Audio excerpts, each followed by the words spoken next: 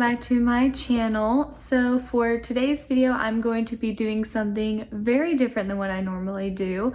I'm going to be bringing you along with me as I track my ovulation for this cycle. So me and my husband are in our second cycle of tracking, and I thought that I would make a video showing you guys how I track my ovulation, the strips that I use, and everything I know about tracking your ovulation. So before we started tracking, I didn't know a ton about tracking your ovulation. I knew a little bit because my best friend tracked her ovulation when trying for her baby, but that was a while ago, and honestly, I didn't know a lot about it for myself. So I did some research, talked to her, and I also joined a TTC Facebook group, and a lot of them had some information as well.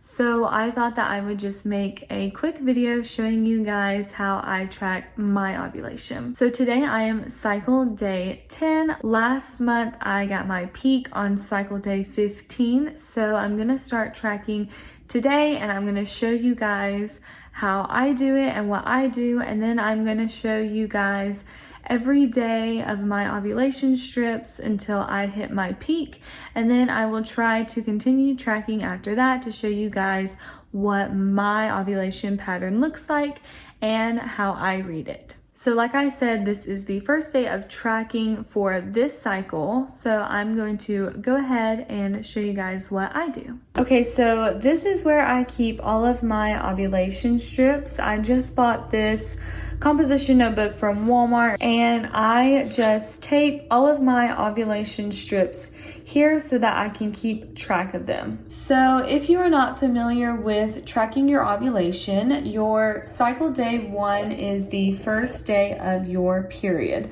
So as soon as you start your period, that is cycle day 1, and then you continue on until you start your period the next time. So my cycle day 1 started on August 1st, so that is when I did this, and then my period lasted 5 days, I believe, but I did not start testing my ovulation until cycle day 8. So if you are unfamiliar with reading ovulation strips, I'm sorry if this is gross to some people because I did this in my pee, but oh well. So when you're looking at an ovulation test strip, you're gonna always have two lines.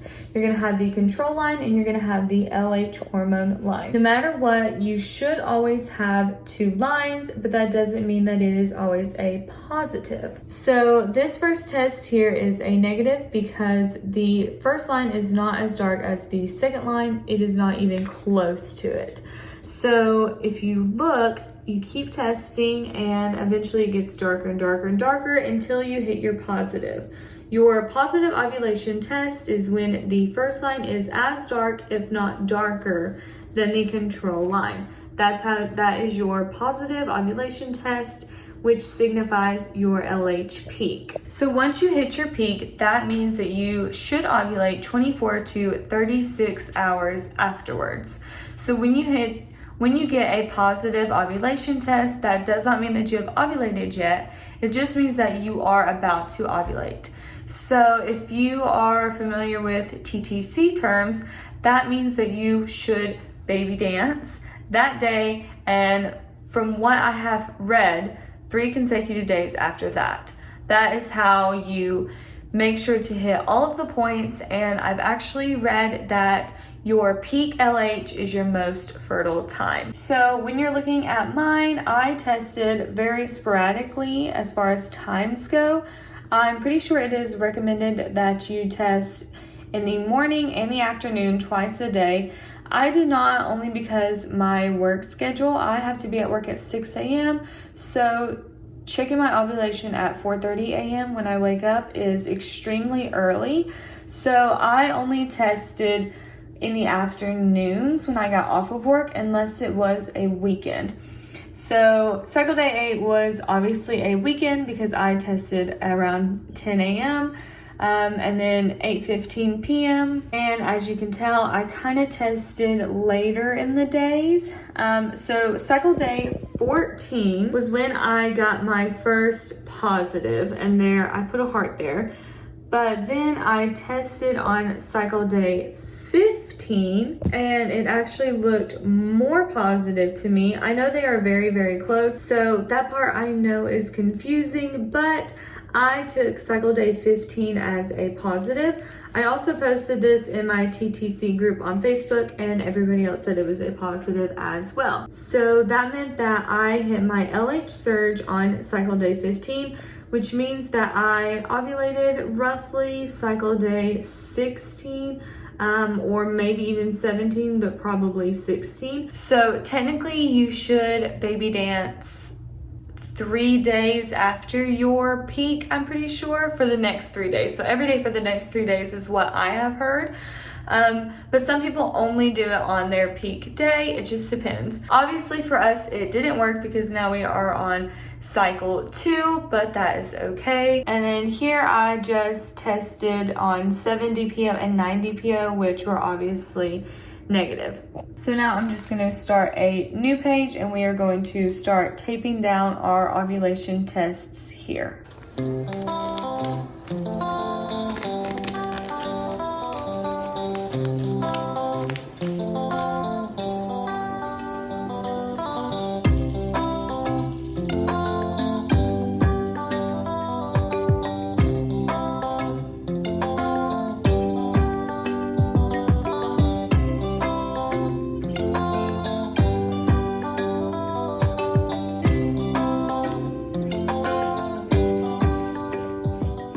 So I messed up on the writing here, but this was cycle day 10 and it was roughly 5 p.m. when I took this test. So this is what I expected because I ovulated on cycle day 15 last month. So I figured that I wouldn't be positive today anyways.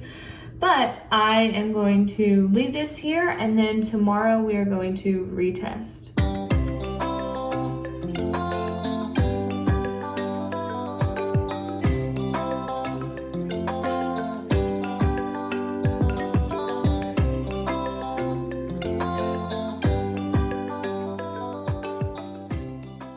Okay guys, so this test was taken around 10 a.m. this morning when I first got up. Yes, I did sleep until 10, and as you can see, it is clearly a negative.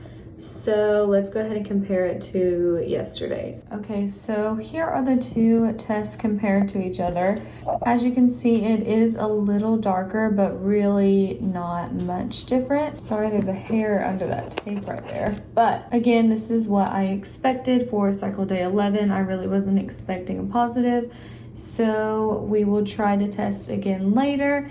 If not, I might just test tomorrow. Okay guys, so here is my cycle day 12 update.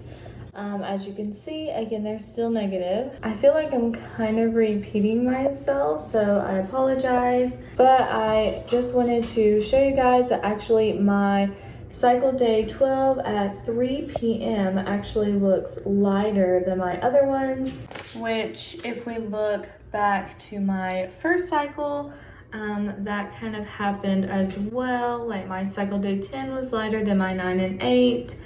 And I'm really not sure why those are yellow. That's really gross looking, so I'm sorry. But they kind of varied, and that is normal.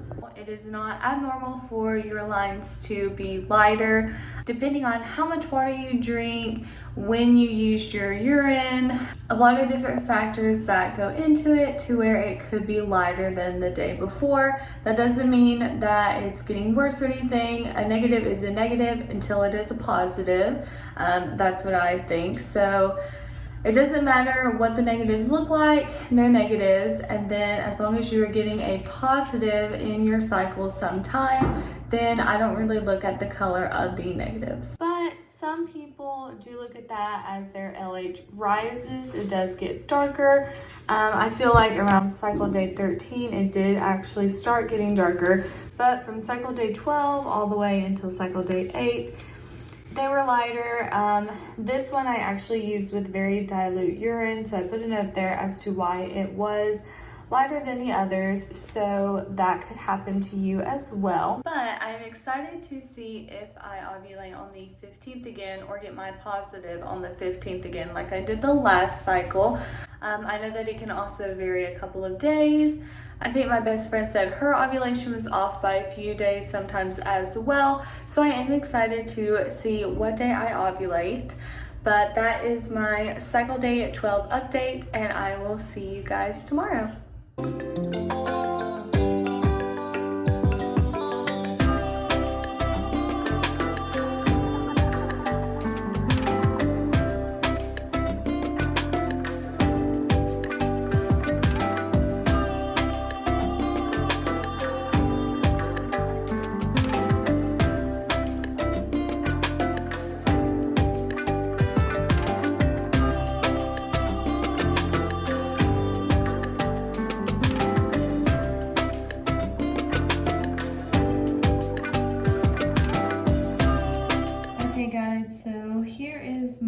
Cycle day 13, I just taped them onto this paper. As you can see, they are getting significantly darker, which is good. I'm thinking that I'm going to get my peak on cycle day 15 again, because compared to last cycles, it looks very, very similar, so that's really good. That means that I have a normal cycle, and if I do hit my peak on the 15th, that means that I could possibly ovulate on the same cycle day, which would be really, really great. But nothing much to update except for, so that's great, and I will see you for cycle day 14. It's been a few days and I have not picked up my camera, but I have tested my ovulation. So I just wanted to come on here real quickly and show you my ovulation trends for this cycle and give you a little update. So I think the last update that I gave was cycle day 13, and I said that they looked very similar to last month's cycle. Well, that is correct, because I got my peak on cycle day 15 just like I did last time and just like I thought that I would this time. So I just wanted to show you my trend for the entire cycle because I am officially done tracking for this month. So just a little recap, I started testing on cycle day 10 and it was very, very light, and it kind of got lighter, but I think that that was with more dilute urine. And as the week progressed, they got darker and I hit my peak on cycle day 15 at 5 a.m. So as you can see, that is the darkest line, and yes, the other lines are dark as well, but you are really looking for that really intense dark line, and hopefully it's even darker than the control line. So the reason why I am done tracking for this cycle is because this was my cycle day 16 at 5 a.m. so this morning, and I'm not sure if you can really tell, but it is lighter than my peak test. So I took another test at 3 p.m. on cycle day 15 just to make sure that that truly was my peak.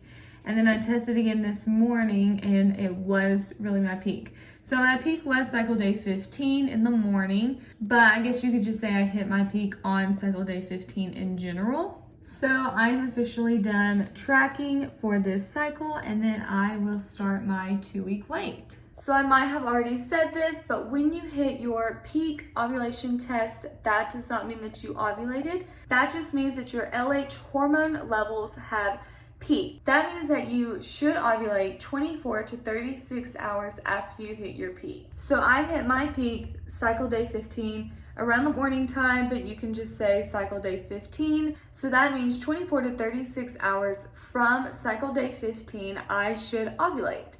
So if you are trying to conceive, then you would baby dance that day of your peak, the next day, which would truly be your ovulation, and the next day, just in case.